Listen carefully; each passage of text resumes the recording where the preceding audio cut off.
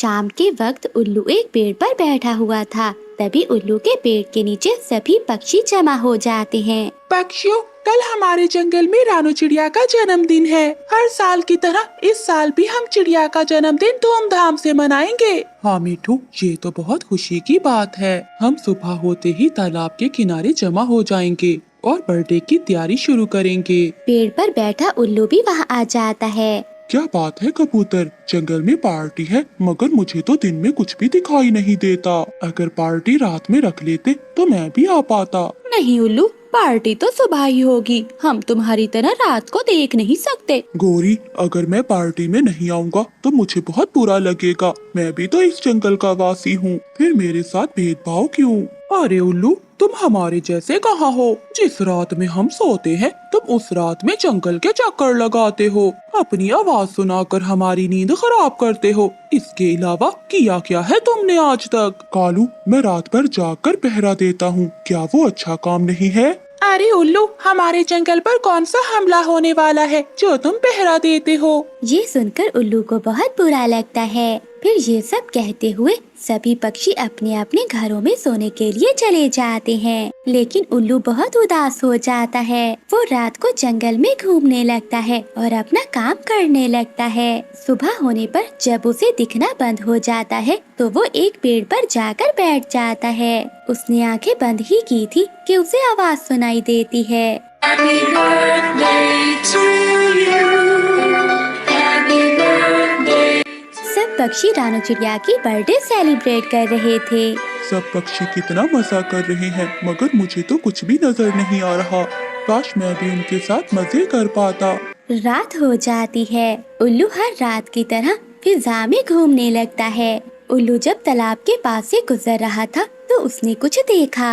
अरे, ये तालाब के पास इतनी रात में कौन आ गया है? तालाब के पास एक शिकारी चील बैठी हुई थी। इस जंगल के पक्षी बहुत तेज हैं। मैं इस पानी में ये पाउडर मिला देती हूँ, उसके बाद ही इन सभी पक्षियों की अकल ठिकाने आएगी। ऐसा कहते हुए वो दुष्ट चील पाउडर पानी में मिला देती है। सुबह होने के बाद ये पानी गंदा हो जाएगा। शाम तक जब इस पाउडर का असर खत्म हो जाएगा तो कई पक्षी बीमार मुझे यहाँ मिलेंगे। फिर उन सभी पक्षियों को मैं यहाँ से ले जाऊंगी और अपनी गुफा में आराम आराम से खाऊंगी। अरे वाह चील, तूने क्या दिमाग पाया है? ये कहते हुए वो शिकारी चील वहाँ से चली जाती है। अब उल्लू को चिंता होने लगी। अरे, इस शिकारी चील ने ये पानी गंदा कर दिया है। ये जंगल तो बहुत बड़ा है, अब मैं किस किस को बताऊंगा कि वो पानी ना पिए। अगर मैं यहाँ रुकता हूँ तो सुबह होने पर मुझे दिखाई देना बंद हो जाएगा, और अगर उस टाइम पर कोई पक्षी पानी पीने आया तो मुझे दिखाई नहीं देगा। अब मैं अपने जंगल को कैसे बचाऊं? मुझे कुछ भी समझ नहीं आ रहा। वो सारी रात ऐसे ही सोचता रहा, मगर उसे कुछ भी समझ नहीं आ रहा था। ऐसे ही अगली सुबह हो जाती है और वो तालाब के किनारे ही बैठा हुआ था। अब तो उल्लू को दिखना भी बंद हो गया था। अब उल्लू की परेशानी भी बढ़ चुकी थी। अब मैं किसी को देख नहीं सकता। हाँ, मगर वो सब तो मुझे देख और सुन सकते हैं। अब मैं ऐसा करता हूँ कि बार बार एक ही बात बोलता रहता हूँ। कोई जानवर आएगा तो वो सुन लेगा और पानी नहीं पिएगा। ये कहते हुए उल्लू तालाब के किनारे पर ही बैठ जाता है और जोर जोर से चिल्लाने लगता है। तालाब के पानी में शिकारी चील ने पाउडर मिलाया है। कोई भी पक्षी तालाब से पानी ना पिए। आज कोई भी पक्षी पानी ना पीना। सुबह होते ही पानी ठीक हो जाएगा, फिर वो पानी पी सकता है। यही बात उल्लू बार बार कहता जा रहा था। काफी देर बाद रानू चिड़िया वहाँ पानी पीने आती है। रानू चिड़िया ने भी उल्लू की बात सुन ली थी। अरे उल्लू भैया, आपको कैसे पता कि मैं पानी पीने वाली हूँ? आपको तो दिन में दिखाई नहीं देता ना? चिड़िया बहन, मुझे नहीं पता कि आप कब आई हैं। मैं तो ये बार बार दोहरा रहा हूँ कि कोई ये पानी ना पिए। ऐसा ना हो कि पानी पीकर वो बेहोश हो जाए। थोड़ी देर बाद सभी पक्षी वहाँ जमा हो जाते हैं। अरे वाह उल्लू, तुमने जंगल के पक्षियों को मरने से बचा लिया। अब हम रक्षा करेंगे, कोई पक्षी भी पानी नहीं पिएगा। ठीक है गोरी। इसी तरह पूरी बात जंगल में फैल गई और सभी को उल्लू पर नाज होने लगा। उल्लू भैया, आपका बहुत बहुत धन्यवाद। अब रात हो चुकी है, हम सब पक्षी अपने अपने घरों को जा रहे हैं। हम सब सुबह होते ही पानी पीने आएंगे।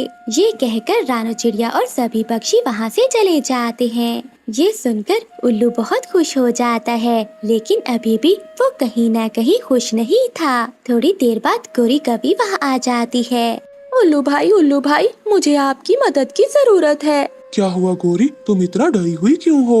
उल्लू भैया, तुम जल्दी से मेरे साथ चलो, तुम्हें पता चल जाएगा। फिर उल्लू गोरी कवि के साथ चला जाता है। वहाँ जाकर उल्लू देखकर बहुत हैरान हो जाता है। वो देखता है कि सभी पक्षी वहाँ जमा हैं। Happy birthday, happy birthday, happy birthday to you. मुझे यकीन नहीं हो रहा कि तुम सब मेरा बर्थडे सेलिब्रेट कर रहे हो। इसको मैं खुद भूल गया था।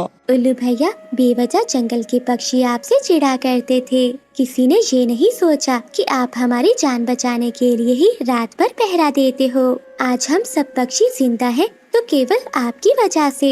हाँ चिड़िया बहन, तुम बिल्कुल ठीक कह रही हो। हम हर साल उल्लू का जन्मदिन ऐसे ही मनाएंगे और हमेशा उल्लू का ध्यान रखेंगे। ये सब सुनकर उल्लू को बहुत खुशी होती है। दूसरी ओर कोई था जिसकी चीखें हवा में गूंज रही थी। अरे कैसे चालाक और चतुर पक्षी हैं। आज दिन भर इन्होंने पानी ही नहीं पिया। आज कालू कौवा पूरे जंगल के पक्षियों में मिठाई बांट रहा था। वो बहुत खुश था। कालू, तुम्हें बहुत बहुत बधाई हो। गोरी बता रही थी कि आज उसके घर में 8 अंडों का जन्म हुआ है। हाँ मिठू, ये लो मिठाई खाओ और प्रार्थना करना कि मेरे घर में 8 बेटे आए। ऐसे कालू कौवा रानू चिड़िया को भी मिठाई खिलाता है और उससे भी यही बोलता है। एक रात कालू कौवे का सब्र खत्म हो जाता है। उसके 8 अंडों से बच्चे बाहर निकल आते हैं। गोरी, जल्दी बताओ, 8 अंडों से बेटे ही हुए हैं ना? नहीं कालू जी, हमारी 7 बेटियां और 1 अंडे से बेटा निकला है। सत्यानाश हो 7 बेटियों का। मैं तो कमा कमा कर पागल हो जाऊंगा। इससे तो अच्छा कि ये 7 बेटियां मर जाएं। कालू जी, आप इतना बुरा कैसे बोल सकते हो? ये 7 बेटियां भी तो हमारी ही हैं। मुझे अपने बेटे के साथ साथ ये बेटियां भी बहुत प्यारी हैं। तुम चाहे जो भी कहो, मेरा एक ही राजा बेटा होगा। तुम सब तो मेरे ऊपर बोझ हो। आजा मेरा राजा बेटा, मेरे पास आजा। मेरे बाबा मुझसे प्यार करते हैं। मेरे बाबा प्यारे बाबा, मेरे बाबा सबसे सुंदर हैं। कालू कौवा तो अपने बेटे को ही फल खिलाता है और वो अपनी 7 बेटियों की तरफ देखता भी नहीं। मम्मा, मुझे भी भूख लगी है। हाँ मेरी बच्चियों, मैं तुम्हें फल देती हूँ। फलों की टोकरी तो कालू कौवे के घोंसले में थी। गोरी कवि जैसे ही फल लेने के लिए आगे पर बढ़ाती है तो कालू कौवा चीखते हुए बोलता है, ये फल मेरे बेटे के लिए हैं। तुम्हारी हिम्मत कैसे हुई इन्हें पंख लगाने की? मेरी बच्चियों को भी भूख लगी है, इन्हें भी फल दे दो। नादानी ना करो। नहीं नहीं, ये फल मेरे बेटे जग्गू के लिए हैं। तुम अपनी बेटियों को सूखा दाना खिलाओ। गोरी कवि तो बहुत हैरान थी कि कालू कौवा ऐसे कैसे कर सकता है। फिर गोरी कवि जंगल में फल लेने जाती और वो खुद ही अपनी 7 बेटियों का पेट भरती। दूसरी ओर कालू कौवा अपने बेटे जग्गू को साथ लेकर जाता और उसे सैर करवाता। मम्मा, बाबा हमें क्यों घुमाने नहीं लेकर जाते? वो बस भाई से ही प्यार करते हैं, ऐसा क्यों है? नहीं मेरी बच्चियों, आपके बाबा आप सबको भी बहुत प्यार करते हैं और मैं हूँ ना आपके पास। मैं ध्यान रखूंगी अपनी बेटियों का। गोरी कवि की 7 बेटियां बहुत उदास रहती हैं। वो अपने बाप के प्यार के लिए तरसती हैं। ऐसे ही कुछ दिन बीत जाते हैं। एक दिन जंगल में बहुत तेज बारिश हो रही थी। गोरी, ये घर बहुत कमजोर है। ज्यादा वजन से अगर ये घर टूट गया तो मेरा और मेरे बेटे का क्या होगा? मैं ऐसी तेज बारिश में अपने बेटे को लेकर कहाँ जाऊँगा? नहीं नहीं, मुझे ये बोझ हल्का करना होगा। ऐसा कहते हुए कालू कौवा गोरी कवि और उसकी 7 बेटियों को घर से बाहर निकाल देता है। कालू जी, ये आप क्या कर रहे हो? मेरा ना सही तो अपनी बेटियों का ही ध्यान कर लो। इतनी तेज बारिश में ये कहाँ जाएंगी? गोरी, ये घर बहुत कमजोर है, बस वजन थोड़ा हल्का किया है। कालू जी, मैं इन बेटियों को लेकर कहाँ जाऊंगी? मुझे नहीं पता, जहाँ भी जाओ मगर लौट कर न आना। ये कहते हुए कालू कौवा घर के अंदर चला जाता है। गोरी कवि तो बस देखती रह जाती है। कालू जी, ये तुमने क्या किया? मुझे ऐसी उम्मीद नहीं थी तुमसे। मम्मा, मैंने कहा था ना कि पापा हमसे प्यार नहीं करते, वो तो बस भाई से प्यार करते हैं, मगर आप नहीं समझती। हाँ माँ, आप रोए नहीं, हम दूसरा घर बना लेंगे। फिर माँ बेटियाँ बारिश में भीगने लगती हैं। इसी बीच में उनकी नज़र एक बड़े पेड़ पर जाती है जिसमें एक बहुत बड़ी खोखर थी। माँ, वो देखिए, पेड़ में एक बड़ी खोखर है। हम उसी पेड़ की खोखर में अपना घर बनाकर रहेंगे। हाँ मुन्नी बेटी, तुम बिल्कुल ठीक कह रही हो। पेड़ में बहुत बड़ी खोखर है, वो घर बहुत मजबूत होगा और जल्दी भी बन जाएगा।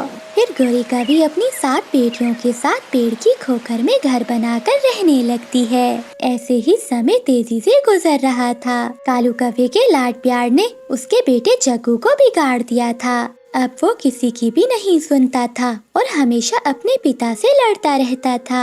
जग्गू बेटा, अब तुम बहुत बड़े हो गए हो, अब तुम ही दाना कमा कर लाया करो। पर पिताजी, आप तो बूढ़े नहीं हुए, आप जाया करो, आप ही जाकर दाना कमा कर लाया करो। आप जाओ और मेरे लिए कुछ फल लेकर आओ, मुझे बहुत भूख लगी हुई है। ऐसा कहकर जग्गू कौवा घोंसले में सो जाता है। फिर कालू कौवा भोजन की खोज में अपने घर से बाहर जाता है। रास्ते में कालू कौवे को चक्कर आ जाते हैं और वो नीचे गिर जाता है। एक कबूतर जो वहीं से गुजर रहा था, वो कालू कौवे को देखकर उठाता है और उसे अपने घर में छोड़ आता है। जग्गू बेटा, आज तुम्हारी वजह से मेरी ये हालत हुई है। अगर तुम दाना कमाने जाते तो मैं आज यूँ चक्कर खाकर नीचे न गिरता और ना ही मुझे चोट आती। ठीक है, अब गिर गए हो तो मेरी इसमें क्या गलती। कालू कौवे की तबीयत तो बहुत खराब हो गई थी। वो अपने घोंसले से उड़ नहीं पाता और ना ही कहीं जा सकता था। अगले दिन कालू कौवा अपने बेटे जग्गू से कहता है, जग्गू बेटा, उठ जाओ, दिन के 12 बज गए हैं। जाओ कुछ दाना लेकर आओ, मुझे बहुत भूख लगी हुई है। क्या हुआ, इतना अच्छा सो रहा था, जब देखो खाना खाना। बेटा, अगर अब तुमसे नहीं कहूँगा तो और किससे कहूँगा। बचपन में मैं तुम्हें खिलाता था, अब तुम्हारा फर्ज बनता है कि तुम मेरे लिए दाना लेकर आओ। जग्गू कौवा अपने पिता की एक भी बात नहीं सुनता और घर से बाहर चला जाता है। रात होने के बाद भी जग्गू कौवा घर नहीं लौटता, क्योंकि वो अपने दोस्तों के साथ दूसरे जंगल चला जाता है। मेरा जग्गू, 2 दिन हो गए मेरा जग्गू घर नहीं लौटा। अब मैं क्या खाऊंगा, मुझे बहुत भूख लगी हुई है। अब कालू कौवा दिन रात अपने घर में रोता रहता, मगर उसकी आवाज सुनने वाला कोई भी नहीं था। फिर एक रात मुन्नी काफी वहाँ से उड़ रही थी। उसे अपने पिता के रोने की आवाज सुनाई देती है और वो अपने घर में चली जाती है। कालू कौवा तो उसे पहचान नहीं पाता कि वो उसकी ही बेटी है। बेटी, मेरी मदद करो, मैं कई दिनों से भूखा पड़ा हुआ हूँ। आपका बेटा कहाँ गया? वो नालायक मुझे मरने के लिए छोड़कर दूसरे जंगल चला गया। अब तुम ही मेरी मदद करो। फिर मुन्नी कौवी कालू कौवे को अपने साथ अपने घर में ले जाती है। वो गौरी कौवी को देखकर फूट फूट कर रोने लगता है। गौरी, मुझे माफ कर दो, मैं बहुत बुरा हूँ। मैंने तुम सब के साथ बहुत बुरा किया। अब मैं इन सब की सजा भुगत रहा हूँ, मुझे माफ कर दो। कालू जी, अब आप माफी क्यों मांगते हो? आपका तो बेटा था ना, अब आप अपने बेटे के पास क्यों नहीं चले जाते? वही आपकी देखभाल करेगा। माँ, भैया पापा को घर में छोड़कर दूसरे जंगल चले गए हैं। अब पापा की देखभाल करने वाला कोई नहीं है, इसलिए हम अपने पापा को अपने घर में रखेंगे। अपनी बेटियों की बातें सुनकर कालू कौवे का सर तो शर्म से झुक गया था। मेरी बेटियों, मैं कितना गलत था। मेरी 7 फूल जैसी बेटियां थी, मगर मैं तुम्हें पिता का प्यार न दे सका। मुझे माफ कर दो। ना पिताजी, आप माफी ना मांगे, आप तो हमारे पिता हैं। हम तो आपसे कभी भी नाराज नहीं थे, बस आपको ही गलतफहमी थी। फिर कालू कौवा अपनी बेटियों के साथ ही रहने लगता है। वो अपनी बेटियों से बहुत प्यार करने लगता है। जंगल में बहुत तेज बारिश हो रही थी। तेज बारिश में कालू कौवा और गौरी कौवी दूसरे जंगल से उड़ते उड़ते वहाँ आ जाते हैं। वो दोनों एक पेड़ पर बैठ जाते हैं। कालू जी, ये जंगल तो बहुत सुंदर है, आज से हम इसी जंगल में रहेंगे। गौरी, मुझे तो बहुत ठंड लग रही है, किसी घर का इंतजाम तो करना होगा। वो कौवे तेज बारिश में घर को ढूंढने के लिए निकलते हैं। तभी उन्हें एक घर दिखाई देता है। वो घर के पास जाकर सोचने लगते हैं। कालू जी, ये घर तो बहुत बढ़िया लग रहा है, हाँ गौरी, घर तो बहुत सुंदर है, चलो इसी घर पर कब्जा कर लेते हैं। ये कहकर कालू कौवा घर के दरवाजे पर दस्तक देता है। घर के अंदर लूसी कबूतरी अपने 3 अंडों के साथ सोई हुई थी। आवाज सुनकर वो भी उठ जाती है। लूसी कबूतरी भी सोच में पड़ जाती है कि इतनी तेज बारिश में बाहर कौन आया होगा। कौन कौन है बाहर और क्या काम है? बहन, मैं और मेरी पत्नी बहुत दूर से आए हैं, बाहर बहुत ठंड है।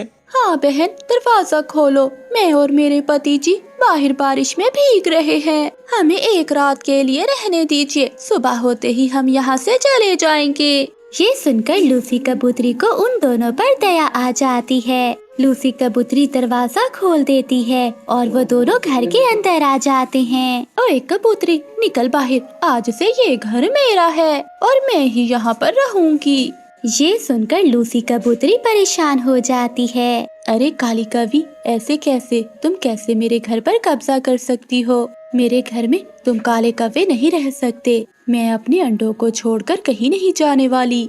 गौरी, लगता है ये कबूतरी ऐसे नहीं मानेगी, इसे तो सबक सिखाना पड़ेगा। ऐसे कहते हुए कालू कौवा कबूतरी को चोंचे मारता है। वो कबूतरी को घायल कर देते हैं। बेचारी लूसी कबूतरी बहुत डर जाती है और वो घर से बाहर चली जाती है। फिर गौरी कवि और कालू कौवा लूसी कबूतरी के अंडे खा जाते हैं और उसी घर में रहने लगते हैं। अगली सुबह हो जाती है और बारिश भी रुक जाती है। वो दोनों पति पत्नी घर से बाहर आते हैं। कालू जी, मौसम कितना सुहाना है। ऐसे मौसम में मन कर रहा है किसी पक्षी के अंडे मिल जाए खाने को। गौरी, तुम चिंता नहीं करो, मैं तुम्हारे लिए अभी अंडे ढूंढ कर लाता हूँ। ऐसा कहते हुए कालू कौवा वहाँ से उड़ जाता है। वहीं पास में एक हरियाली तोती रहती थी जिसने हाल ही में 2 अंडे दिए थे। वो बेचारी अपने अंडों का बहुत ख्याल रखती थी। हरियाली तोती अपने घर के बाहर बैठी दाना खा रही थी। तभी कालू कौवा घूमते घूमते वहाँ आ जाता है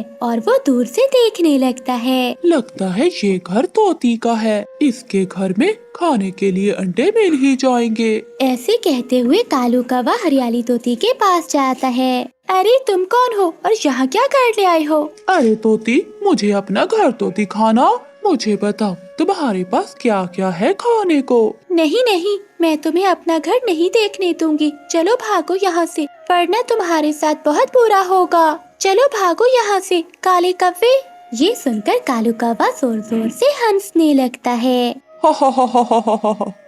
तुम जैसी छोटी सी तोती भला मेरा क्या बिगाड़ लेगी? मैं तुम्हें अभी मजा चखाता हूँ। ऐसा कहते हुए कालू कौवा हरियाली तोती पर हमला कर देता है। बेचारी हरियाली तोती अपनी जान बचाकर वहाँ से चली जाती है। पीछे से कालू कौवा हरियाली तोती के घर में घुसकर उसके दोनों अंडे लेकर वहाँ से चला जाता है। हरियाली तोती बैठी रो रही होती है। इतने में वहाँ लूसी कबूतरी आ जाती है। अरे हरियाली, तुम्हारा ये हाल किसने किया और तुम रो क्यों रही हो? फिर हरियाली तोती के साथ जो भी हुआ वो सब कुछ वो लूसी कबूतरी को बता देती है।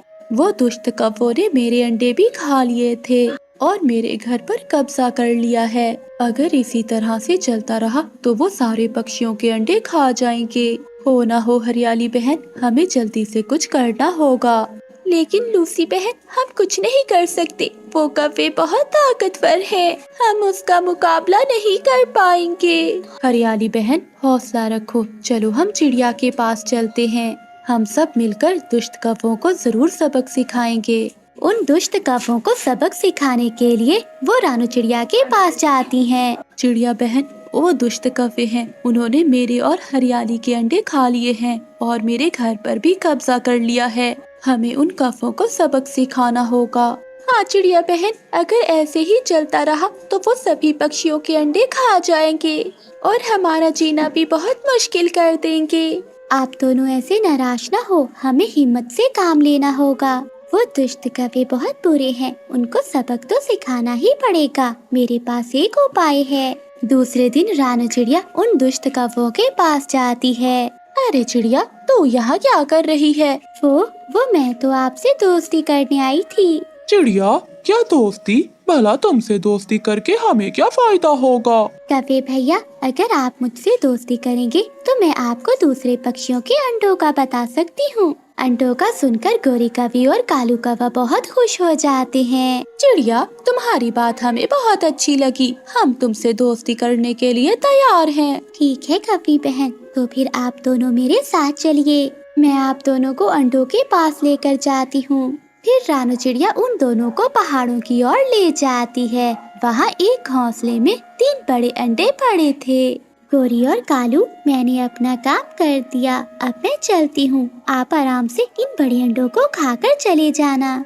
ऐसा कहकर रानू चिड़िया वहाँ से चली जाती है। गोरी कौवी और कालू कौवा अंडों को देखकर बहुत खुश हो रहे थे। कालू जी, ये अंडे तो बहुत बड़े हैं। आज तो बहुत मजा आएगा इनको खाने में। हाँ हाँ गोरी, जल्दी से अंडे खा लेते हैं और फिर अपने घोंसले में जाकर आराम करेंगे। जैसे ही वो दोनों अंडे खाने लगते हैं तो पीछे से चील आ जाती है। चील कौवा और कौवी को अपने अंडों के पास देखकर बहुत गुस्से में आ जाती है। अरे काले कौवो, तुम दोनों की हिम्मत कैसे हुई मेरे अंडों को छूने की? रुको, मैं अभी तुम दोनों को बताती हूँ। ये कहकर चील उन दोनों पर हमला कर देती है और उन्हें बहुत मारती है। वो मुश्किल से कौवे अपनी जान बचाकर दूसरे जंगल भाग जाते हैं। कौवा और कौवी से छुटकारा पाकर सभी पक्षी बहुत खुश हो जाते हैं और रानू चिड़िया का धन्यवाद करते हैं। कई दिनों से जंगल में लगातार बारिशें हो रही थीं।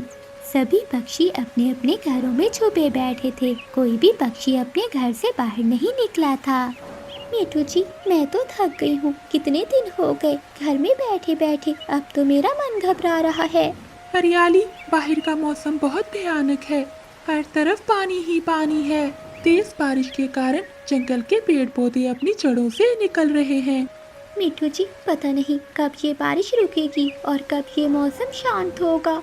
हरियाली, इस बारिश के बाद जंगल पूरी तरह से बदल जाएगा और बहुत से साथी पक्षी हमसे जुदा हो जाएंगे।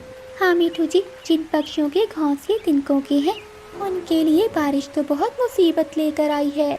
लूसी, वो दाने कहाँ हैं? मुझे दो, मुझे बहुत भूख लगी हुई है। कबूतर जी, ये थोड़े दाने ही बचे हैं। अगर ये भी खत्म हो गए तो हमारा क्या होगा? बारिशों का कुछ पता नहीं। लूसी, तुम चिंता क्यों करती हो? हमारे पास अभी 2-3 दिन का दाना बचा है। जब बारिश रुकेगी तो देखा जाएगा। अच्छा लूसी, खिड़की के ऊपर बड़ा कंबल दे दो, हवा सीधा अंदर आ रही है। दूसरी ओर गोरी कौवी और कालू कौवा 2 दिन से भूखे थे। उनका 2 दिन पहले ही दाना खत्म हो चुका था। कालू जी, अब पक्षी कितने दिनों का दाना जमा कर कर रखे? 1 दिन का या 2 दिन का? ये बारिश है कि पिछले 7 दिनों से रुकने का नाम नहीं ले रही। लगता है ये बारिश हमारी जान ही लेकर रहेगी। गोरी, मेरा भी भूख से बुरा हाल है। कालू, मैं तो कहती हूँ कि जाओ और जंगल का एक चक्कर लगा कर आओ, शायद कहीं से कोई दाना मिल जाए। तुम खुद जाओ और जाकर जंगल का चक्कर लगा कर आओ। इतना आसान नहीं है जंगल में घूमना। पंख टूट जाएंगे अगर किसी पेड़ से टकरा गए। कालू, अगर तुम नहीं जाओगे तो मैं अपना दाना लेने चली ही जाऊंगी। घर में बैठकर भूख से मरने से तो अच्छा है कि मैं किसी पेड़ से टकराकर मर जाऊं। गोरी, चिंता ना करो, शाम तक बारिश रुक जाएगी और फिर हम दाना लेने चले जाएंगे।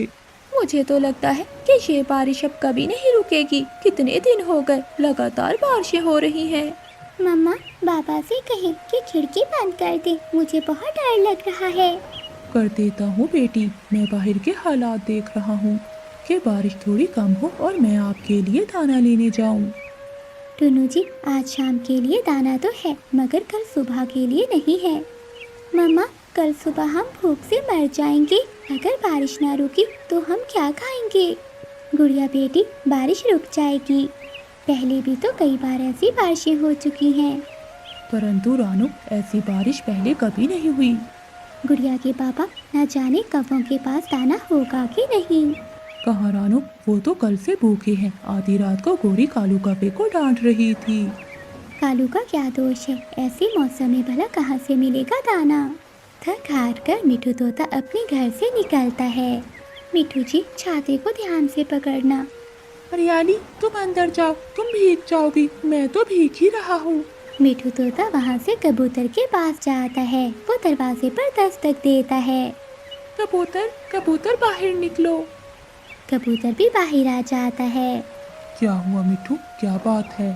होना क्या है, क्या मरना है भूख से बैठकर अपने घर में? अगर हम जंगल में कोई दाना ढूंढने जाएंगे तो फिर ही हमें कुछ मिलेगा। मिठू, मगर हमें भोजन कहाँ से मिलेगा? हर जगह तो पानी ही पानी है। हाँ कबूतर, मैदान की तरफ तो पानी है मगर घाटी की ओर पानी नहीं होगा। वो ऊंची घाटी है, हम वहाँ जा सकते हैं। हमें वहाँ कोई ना कोई फल मिल ही जाएगा। कबूतर अपने घर में जाता है। लूसी, मैं कबूतर के साथ दाना लेने जा रहा हूँ। कबूतर जी, मैं भी आपके साथ जाऊंगी। लूसी, अगर तुम मेरे साथ जाओगी तो किकी का ध्यान कौन रखेगा? हाँ कबूतर जी, आप जाएं मगर छाता लेकर जाएं। फिर मिठू तोता और कबूतर रानू चिड़िया के घर जाते हैं। कबूतर और मिठू भैया, आप दोनों कहाँ जा रहे हैं? चिड़िया, हम दाना लेने जा रहे हैं। मगर मिठू, ऐसी बारिश में दाना कहाँ से मिलेगा? वो तो हमें नहीं पता, मगर दाना ढूंढने जाएंगे तो हमें कोई ना कोई रास्ता मिल ही जाएगा। तो क्या मैं भी साथ चलूं? हाँ टुन्नू, हम तुम्हें ही लेने आए हैं। रानू, गुड़िया का ध्यान रखना। वो तो अच्छा था, सभी पक्षियों के पास अपने अपने छाते थे। वो तीनों जा रहे थे कि खिड़की से गोरी कभी उन्हें आवाज देती है। वो सब गोरी कभी के घर के पास जाते हैं। क्या तुम सब दाना लेने जा रहे हो? हाँ गोरी, हम सब दाना लेने जा रहे हैं। अगर कालू ने जाना है तो उसे भी हमारे साथ भेज दो। गोरी कभी तुरंत कालू कव्वे के पास जाती है। कालू, वो सब दाना लेने जा रहे हैं, जाओ तुम भी उनके साथ दाना लेकर आओ। मैं तो नहीं जाऊंगा, भूख से मर जाऊंगा, मगर बाहर ठंड से नहीं मरूंगा। हवा बहुत तेज है, ना बाबा ना। तो ठीक है कालू, मैं जा रही हूँ, मैं तुम्हें एक दाना नहीं दूंगी। ना देना, जाओ जाओ, अपना कमाओ और अपना खाओ। गौरी जल्दी आओ, हम सब बारिश में भीग रहे हैं। मिठू, आ रही हूँ। फिर वो सब बारिश में उड़ते हैं। जंगल में बारिश बहुत जोरों पर हो रही थी। वो सब पेड़ों के बीच से निकलते हैं और वो सब पहाड़ों पर पहुंच जाते हैं। घाटी पर ऐसे लग रहा था जैसे बारिश कम हो और बारिश का पानी सारा नीचे जा रहा हो। तोते, हम सब अलग अलग दिशाओं में जाते हैं और अपने अपने लिए दाना ढूंढते हैं। नहीं गोरी, हम सब एक साथ जाएंगे और सब मिलकर ही दाना ढूंढेंगे। वो सब वहाँ से उड़ते हैं। तभी गोरी कभी की नजर गुफा के पास जाती है। गोरी कभी गुफा के पास देखती है तो उसकी खुशी से चीख निकल जाती है। यहाँ आ जाओ, सब यहाँ आ जाओ। फिर वो सब भी वहाँ आ जाते हैं। गुफा में छोटे छोटे मकई के पौधे थे जिन पर भुट्टे लगे हुए थे। ये तो मैंने पहली बार देखा है, गुफा में मकई। ये पत्थर नहीं बल्कि घाटी की गुफा है जिसमें अनाज उगता है। फिर वो सब अपनी अपनी टोकरियाँ मकई से भर लेते हैं। पक्षियों, मुझे तो अभी तक विश्वास नहीं हो रहा। गौरी, घर से निकले, मेहनत की तो हमें ये भोजन मिल गया। अगर हम घर में बैठे रहते तो हमें कुछ नहीं मिलना था। फिर वो सब अपना अपना भोजन लेकर अपने घरों को लौट जाते हैं। फिर वो सब मिलकर खुशी खुशी मकई के भुट्टे खाते हैं। जंगल में गर्मियों का मौसम खत्म होने वाला था। गर्मियों के जाते ही सभी पक्षी अपने अपने घरों में सूखी लकड़ियां इकट्ठी करना चाहते थे, क्योंकि सर्दियों के आते ही सभी पक्षी अपने अपने घरों में आग जलाकर अपने घर को गर्म रखा करते थे। कालू जी, ये सभी लकड़ियाँ इकट्ठी कर लो, अगर कोई दूसरा पक्षी आए तो हम उसे भगा देंगे। इस बार हम दूसरे पक्षियों को एक भी सूखी लकड़ी जमा नहीं करने देंगे। कौवा और कवि, जो हमेशा दूसरों का बुरा सोचते थे, वो सारी लकड़ियाँ इकट्ठी कर लेते हैं। तोते और कबूतर भैया, चलो, कौवा और कवि कई दिनों से सूखी लकड़ियाँ इकट्ठी कर रहे हैं। हम भी जंगल जाते हैं और सूखी लकड़ियाँ इकट्ठी कर लेते हैं। चिड़िया, मैं कल गया था जंगल सूखी लकड़ियाँ लेने, मगर उन कौवों ने मुझे डराकर वहाँ से भगा दिया। ये जंगल उनके बाप का नहीं है। चलो, हम भी देखते हैं कि वो कैसे हमें रोकते हैं। रानू चिड़िया अपने दोस्तों के साथ घने जंगल में चली जाती है। रुको रुको चिड़िया, ये लकड़ियाँ हमने इकट्ठी की हैं। गोरी बहन, आप इतनी लकड़ियों का क्या करेंगी? हमें भी थोड़ी सी लकड़ियाँ इकट्ठी करने दें। अगर अपनी जान की खैरियत चाहते हो तो निकल जाओ यहाँ से, वरना एक लकड़ी उठाकर सर में मारूंगा। आओ मारो, मैं भी देखता हूँ। नहीं कबूतर भैया, हम इनसे लड़ाई नहीं करेंगे, हम दूसरे जंगल चले जाते हैं। रानू चिड़िया अपने दोस्तों को साथ लेकर दूसरे जंगल चली जाती है। वो सारा जंगल घूमते हैं मगर वहाँ तो कोई भी सूखी लकड़ियाँ नहीं थी। चिड़िया बहन, इस जंगल में तो कोई भी सूखी लकड़ी नहीं है। कबूतर भैया, हम ऐसा करते हैं कि अब हम अपने घर में भोजन इकट्ठा कर लेते हैं। फिर हमारे घर में भोजन होगा तो हमें भोजन की चिंता नहीं होगी। फिर वो तीनों मिलकर लकड़ियाँ छोड़कर भोजन इकट्ठा करने लगते हैं।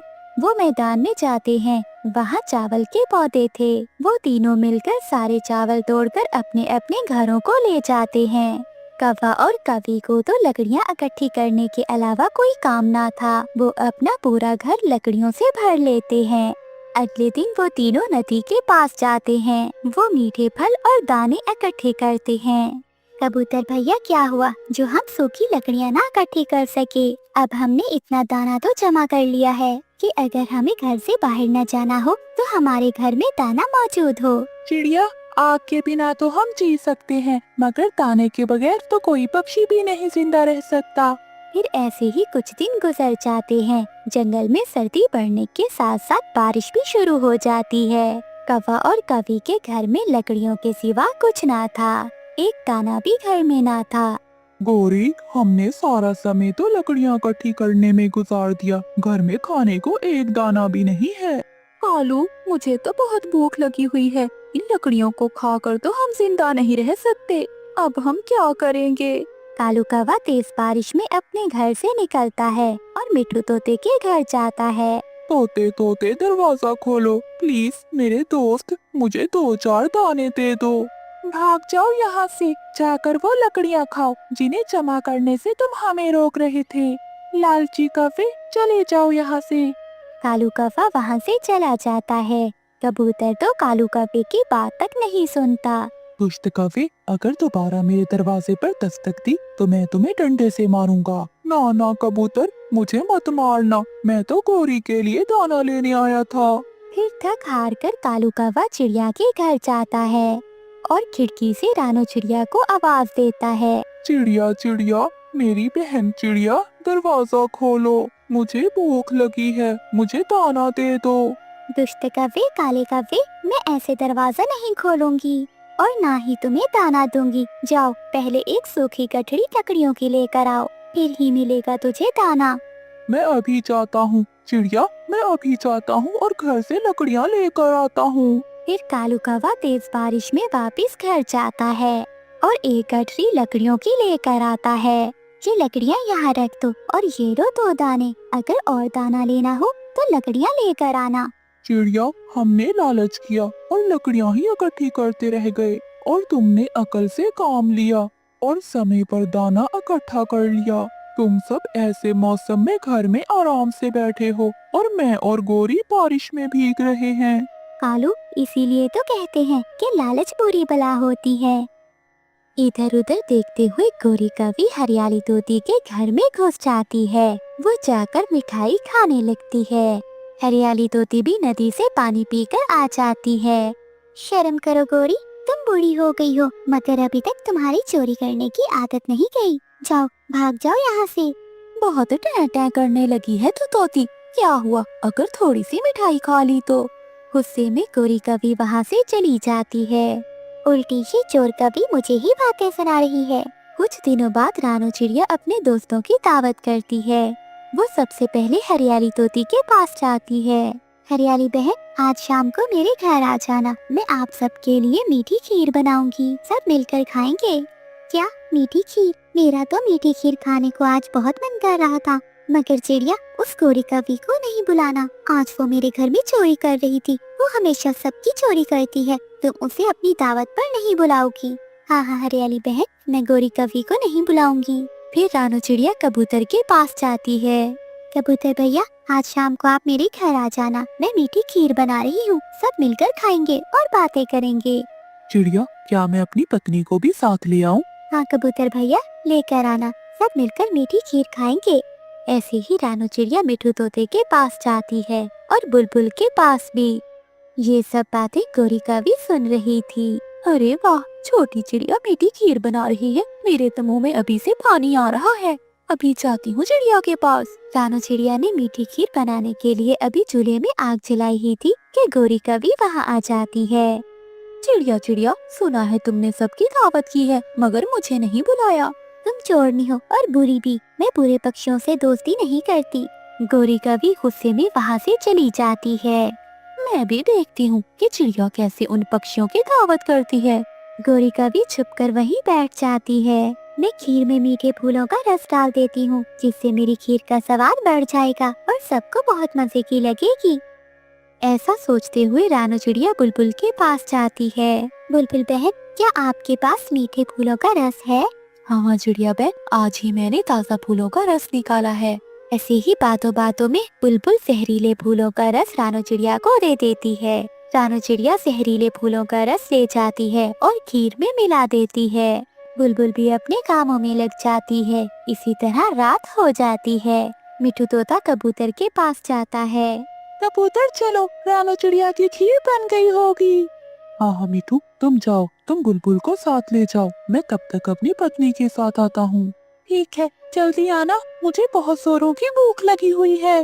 फिर मिठू तोता बुलबुल की तरफ जाता है। रानू चिड़िया भी हलवा बनाकर नदी पर चली जाती है। गौरी कवि चुपके से आती है और रानू चिड़िया की हंडिया उठाकर ले जाती है। तोते तोते, तुम जल्दी जाओ, तुम तेज उड़ सकते हो। चिड़िया से कहो कि कोई भी वो खीर ना खाए। हुआ क्या है बुलबुल, कुछ तो बताओ। मैंने चिड़िया को खीर में मिलाने के लिए मीठे फूलों की रस की बजाय जहरीले फूलों का रस दे दिया है। मिठू तोता ये सुनते ही तेजी से भागता है। मेरी खीर कहाँ गई? अब सबके सामने मेरी बहुत बेइज्जती होगी। मिठू तोता वहाँ आता है। चिड़िया चिड़िया, वो खीर मत खाना, बुलबुल ने गलती से जहरीले फूलों का रस दे दिया था तुम्हें। फिर रानू चिड़िया उस बोतल को देखती है। मिठू, वो खीर तो कोई चुरा कर ले गया है। इतने में बाकी पक्षी भी आ जाते हैं। चिड़िया, वो हलवा कहाँ है? मुझसे बहुत बड़ी गलती हो गई, उसे मत खाना। मेरी वजह से आज तुम सबकी दावत खराब हो गई। मगर वो खीर कौन चुरा कर ले गया है, हमें देखना होगा। हाँ हाँ हाँ, मेरी खीर, मेरी मीठी मीठी खीर। ऐसे ऐसे रो रही होगी वो छोटी चिड़िया। गौरी कवि मजे मजे से वो खीर खा जाती है और खाते ही मर जाती है। जब बाकी पक्षी वहाँ पहुँचते हैं तो गौरी कवि मरी हुई थी। ये होती है चोरी की सजा। गौरी कवि ने लालच की और अपने अंजाम को पहुँच गई। प्यारे दोस्तों, इस कहानी को लाइक, चैनल को सब्सक्राइब और अपने दोस्तों के साथ शेयर करना मत भूलिएगा। आपका धन्यवाद।